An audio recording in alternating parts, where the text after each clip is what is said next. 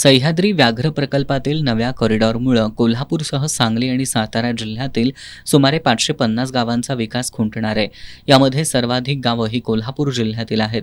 वर्षानुवर्ष वनविभाग आणि वन्य प्राण्यांपासून त्रस्त असणाऱ्या शेतकऱ्यांना या नव्या कॉरिडॉरमुळे त्यांच्या मूलभूत अधिकारांवर कडक निर्बंध येण्याची शक्यता आहे. त्यामुळे सह्याद्री व्याघ्र प्रकल्पाच्या क्षेत्रातील बाधित गावांमध्ये जाचक अटी आणि नियमांची अंमलबजावणी करू नये अशी मागणी शिवसेना उद्धव बाळासाहेब ठाकरे पक्षानं केली आहे. या मागणीचे निवेदन कोल्हापुरातील मुख्य वनसंरक्षक श्री लक्ष्मी यांना देण्यात आलं. जंगल क्षेत्र आहे, त्याच्यामध्ये एक राधानगरीचं अभयारण्य आहे, एक त्या ठिकाणी दाजीपूरचं अभयारण्य आहे, दुसऱ्या सांगलीमध्ये त्या चांदोलीचं अभयारण्य त्याच्यामध्ये येतं.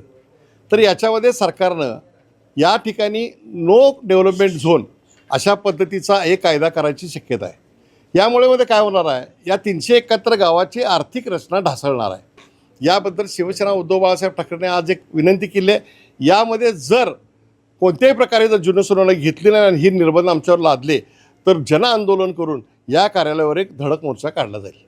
यावेळी उपनेते संजय पवार, शहर प्रमुख मनजित माने, नामदेव गिरी, सुनील शिंत्रे, प्रतिज्ञा उत्तुरे, विशाल देवकुळे, संभाजी पाटील, संजय चौगले, स्मिता सावंत, पोपट दांगट आदी उपस्थित होते.